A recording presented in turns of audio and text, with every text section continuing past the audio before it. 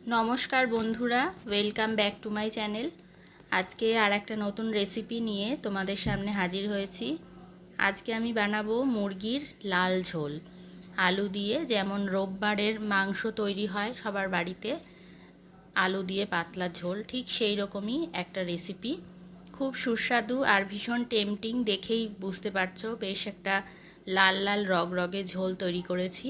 তো মুরগির এই লাল ঝোলের রেসিপিটা বানানোর জন্য আমি সবার প্রথমে মাংসটাকে ম্যারিনেট করে নেব। এখানে 600 গ্রাম মতন চিকেন আছে, সেটার মধ্যে আমি দিয়ে দিলাম আদা বাটা, আর তার সঙ্গে আমি দিয়ে দেব রসুন বাটা। এরপর একে একে এর মধ্যে আমি দিয়ে দিচ্ছি পেঁয়াজ বাটা।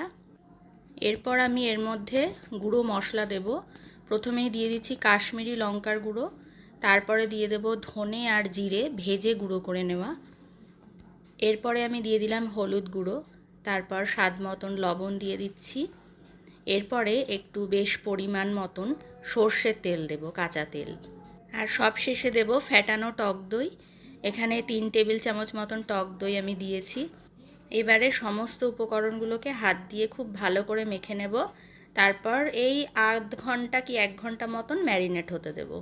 এখানে দেখো আমি আলুগুলোকে ভেজে তুলে রেখেছি আগেই।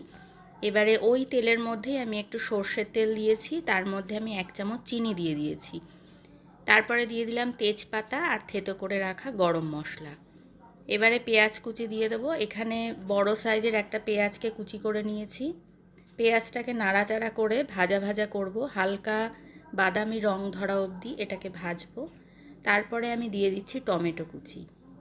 এখানেও একটা বেশ বড় সাইজের টমেটো কুচি করে আমি দিয়ে দিয়েছি। তোমরা চাইলে টমেটো পেস্টও ব্যবহার করতে পারো। এবারে নাড়াচাড়া করে টমেটোটা যেই নরম হয়ে আসবে তখন আমি ম্যারিনেট করে রাখা চিকেনের টুকরোগুলো এর মধ্যে দিয়ে দেব। সব কটা চিকেনের টুকরো দেয়া হয়ে যাওয়ার পরে যে মশলাটা রয়েছে সেটাও কাচিয়ে দিয়ে দিলাম।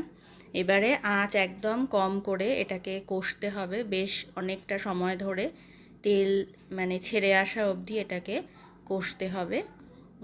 আর খুব বেশি সময় লাগবে না, যেহেতু ম্যারিনেট করে রেখেছিলাম বেশ অনেকটা টাইম, সেই জন্য সময়ও খুব একটা লাগবে না।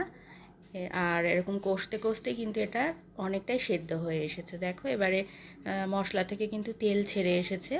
এবারে আমি এর মধ্যে একটু গরম জল দিয়ে দেব।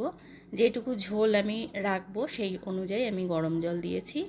তারপরে দিয়ে দিলাম চেরা কাঁচা লঙ্কা, অবশ্যই এটা নিজেদের পছন্দ অনুযায়ী দেবে। আর তারপরে ভেজে রাখা আলুগুলো দিয়ে দিলাম।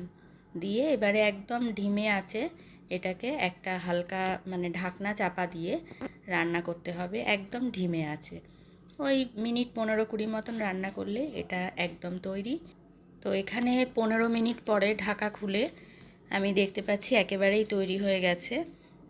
ঝোলটা একদম পারফেক্ট হয়েছে, এর থেকে বেশি ঘন হলে ভালো লাগবে না। তোমাদের রেসিপিটা কেমন লাগলো আমাকে অবশ্যই জানিও কমেন্ট বক্সে। আর যদি ভালো লেগে থাকে তাহলে কিন্তু লাইক করতে ভুলো না। আর যারা আজকে প্রথম আমার চ্যানেলটা দেখছো আর কি, প্রথম আমার চ্যানেলে যুক্ত হলে যারা, তাদেরকে অনুরোধ করব আমার চ্যানেলটা সাবস্ক্রাইব করে রাখতে, যাতে এরকম অনেক রেসিপি তোমরা দেখতে পাও। সকলকে অসংখ্য ধন্যবাদ।